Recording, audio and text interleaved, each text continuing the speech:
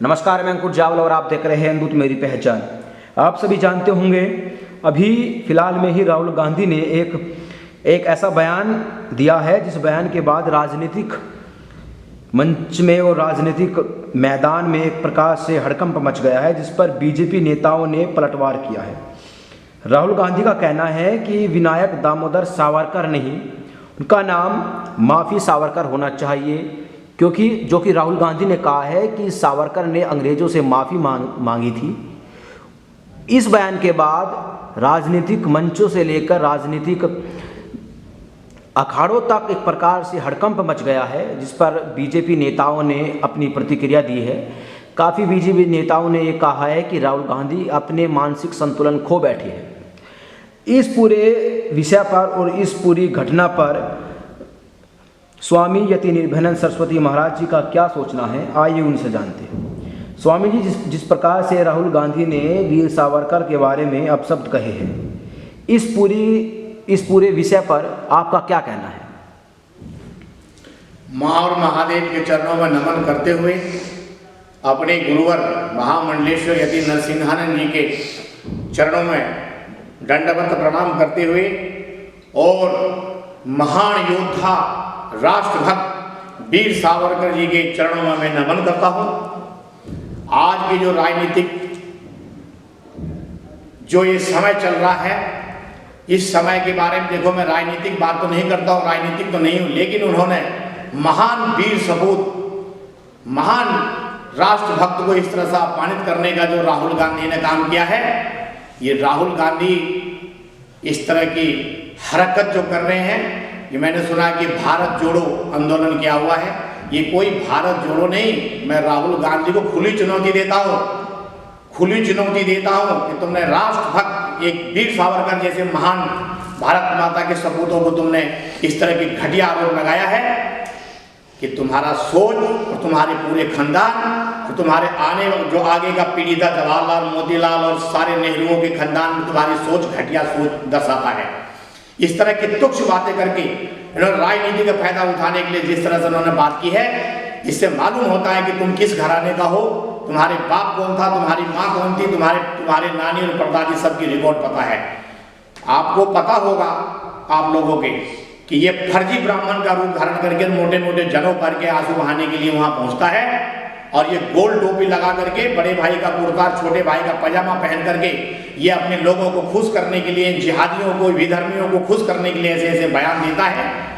ये भारत के युवा ये बर्दाश्त करने वाले नहीं है, भारत के संत समाज भी बर्दाश्त नहीं करेंगे, क्योंकि वीर सावरकर जैसे महान सपूत दोबारा पैदा नहीं हो सकता इस धरती पर। उन्होंने अंग्रेज के टाइम में काला पानी की सजा कभी राहुल गांधी के कभी खानदान ने किसी ने सोचा नहीं होगा काला पानी की सजा क्या होता है। जिसने काला पानी की सजा भुगता, उसके दूसरे वाले कमरे में उसका सगा भाई सजा भुगत रहा था, उनको पता नहीं था कि मेरा भाई यहाँ है। ऐसे वीर सपूत, ऐसे महान विचार के व्यक्तित्व जो दोबारा भारत में पैदा किया, किसी जगह पैदा होने वाला नहीं, उनके बारे में उन्होंने कहा है। मैं राहुल गांधी जी से कहना चाहता हूं कि राहुल गांधी जी, आप अपने खानदान के बारे में तो बताओ कि कभी किसी ने काला पानी का सजा भुगता हो, कभी किसी ने इस तरह के काम किया हो। नहीं, भारतवर्ष, इस भारत के संस्कृति के बारे में आपको कुछ पता नहीं है। आप बाहर से मिशनरी द्वारा थोपे हुए यहाँ पर भारत के अंदर में ना तो आपको संस्कृति का पता है, ना तो हमारे महान सपूतों का पता है। आप फर्जी ब्राह्मण भी हो और फर्जी बातें भी करते हो। इसलिए भलाई इसी में होगा कि सभी मंचों पर जाकर और हाथ जोड़कर नाक रगड़ करके आप माफी मांगे, नहीं तो ये भारत जोड़ो आंदोलन नहीं, भारत तोड़ो आंदोलन चल रहा है आपका। और रही बात, ये शिवचिली की तरह काम करना बंद करिए, और ये जो आप नफरत फैला रहे हैं हमारे क्रांतिकारियों के, उस नफरत फैलाना बंद करिए। अभी तो भारतीय जनता पार्टी आपके पीछे पड़े, शिवसेना पड़े हुए पीछे, आपके और पड़े हैं, लेकिन सामाजिक कार्यकर्ता और जमीन से जुड़े हुए लोग, और जिसे अपने दिल से पूजते हैं, हम अपने दिल से पूजते हैं सावरकर जी को, इस तरह के महान देशभक्त के बारे में कोई बर्दाश्त नहीं करेगा। और एक दिन ऐसा होगा कि अपने कार्यालय से निकलने लायक नहीं रहोगे आप। और मैं देश के युवाओं से यह आह्वान करना चाहता हूं कि ऐसे फर्जी नेताओं को, ऐसे ढकोसले बन के नेताओं को, इनको मुंह तोड़ जवाब दें और जिस एरिया में निकले इसका मुंह काला करें, इन पर टमाटर और जूते का वार करें इन पर, क्योंकि ये इसी लायक है। आज तक इन्होंने देश के सपना देख रखा है प्रधानमंत्री बनने का। अरे प्रधानमंत्री बनने के लिए आपको बहुत उच्च विचार रखना पड़ेगा। छोटे विचार का आदमी महान नहीं बन सकता और छोटे दिल का आदमी बड़ा नहीं बन सकता। इसलिए महान बनने के लिए आपका विचार महान होना चाहिए। खैर विचार होगा महान कहाँ से, इसे भारत के संस्कृति से कोई लेना देना नहीं है, भारत के महापुरुषों से लेना देना नहीं है।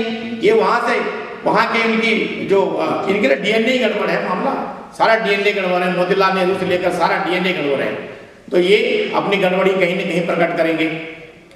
मेरा मानना है, मैं फिर पुनः सनातनी हिंदू भाइयों और देश के युवाओं से मैं ये आह्वान करना चाहता हूँ कि इस तरह से ढोंगी नेताओं को, चाहे वो किसी भी पार्टी का ढोंगी नेता हो, उनको बर्दाश्त न करें और उनको मुंह काला करके सड़क पर घुमाएं, ताकि आइंदा ऐसे महान पुरुषों के लिए ऐसी बातें न कर सके। हर हर महादेव, हर हर महादेव, हर हर महादेव। हमारे साथ थे स्वामी यति निभनन सरस्वती, जिन्होंने बेबाक अंदाज में अपने विचार को रखा। जिस प्रकार से राहुल गांधी ने विनायक दामोदर सावरकर के बारे में अपशब्द कहे और भारत जोड़ो यात्रा के दौरान मंच को संबोधित करते हुए उन्होंने विनायक दामोदर सावरकर को माफी सावरकर कहकर संबोधित किया और उसके बाद राजनीतिक मंचों में हड़कंप मच गया। जिस प्रकार से स्वामी निर्भयानंद जी ने अपने विचार को रखा, ये बहुत ही सम्मान करने योग्य है, क्योंकि सनातन समाज देश की रीढ़ होती है, समाज की रीढ़ होती है।